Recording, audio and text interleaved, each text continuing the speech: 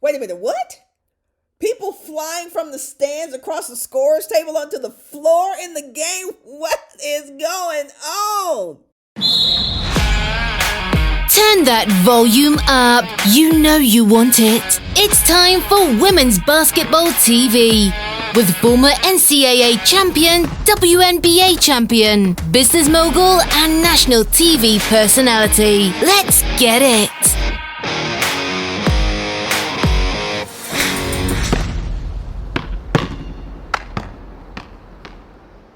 Hey, what's up, everybody? It's been a minute, but let's jump into what's going on in women's basketball today, starting with the most talked about game right now, and that is South Carolina versus LSU.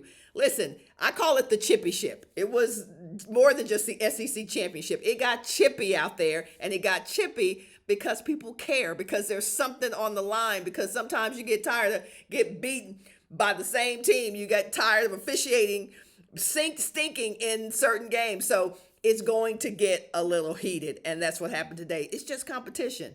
Nothing bad is happening. It's not a black eye on our sport. It's what happens when you care about something and you want to win. Now, let's talk about what actually happened, what went down. I mean, obviously, Flau'jae felt like there was some mix up there with what happened with her on the court. Then Ashlyn Watkins, with a little shove, but didn't retaliate. And then Flau'jae got her with the little shove. And then Cardoso was like, what we got? What, y'all, that's what we doing? Flau'jae, get out of the way. Anybody else from the north, from the south, from the east to the west? Y'all want some of this? That's pretty much what Cardoso, what she said. That was her body language. And she was ready for all comers. No question about that. But as much as you love having a teammate that has your back, you got to always be on time score situation, not just when you're on the court, but in the perimeter areas of the court as well. Not just during the game, but when other stuff is going on. And it is the game inside the game that is always the most important aspect of the game. So Cardoso lost her cool in a situation that could have cost them more than her not playing in the first round game. And that's what you have to think about. Sometimes we get this a lot when we play overseas. The international players with the American players would always be baiting us, would always be, doing little things when the officials are not looking. And honestly, sometimes when the officials were looking, the international players were always trying to bait the American players to get them kicked out of the game. So you just got to keep your head about yourself. You got to keep your wits about you when the game is, especially in the waning minutes of the game and the ending minutes of the game, when it's almost over. Your team has come back. Your team had a lead. They lost the lead, and now they're ahead again. And the tide and the momentum is in your favor. You cannot be dumb. You just can't. You can't play certain ways at certain points in the game. And I thought that game kind of got out of control simply because there was frustration on both parts. Even though South Carolina was up at that point, there was frustration on both parts. LSU with feeling like perhaps the game was out of their hands, like the game was not going to go in their favor. You feel that way. There's so many different emotions that come in and out of a game that you feel as a player and that you feel as a coach, and you have to always manage those emotions, and that is extremely difficult. Everybody thinks it's easy to just, go with the flow, maintain your sportsmanship. No, it's very difficult because at any given moment, one player is feeling frustrated, another player is angry, another player wants revenge, another player has lost their confidence, another player, you got 5 different players who may not even be on the same emotional plane at the same time. And sometimes this is what happens. So clearly the way Flau'jae was walking off the court, she was pissed. She was frustrated. And that makes you susceptible to all kinds of nonsense and shenanigans, right? So you got to make sure that you are keeping your wits about you. But I love that Angel Reese, who is always down, for some skirmish, took a seat. Smart. Knowing that was not going to go to a good place, took a seat on the LSU bench and was not a part of that nonsense. Smart on Angel Reese's part, because here's the thing that if you've ever played sports and you've played a team sport, When you've got some players, some of your teammates who are ready to go to blows, you got some of your teammates who don't want any part of it. You got some of your teammates who are going to be the voice of reason, like, hey, y'all, come on, we don't need to do this.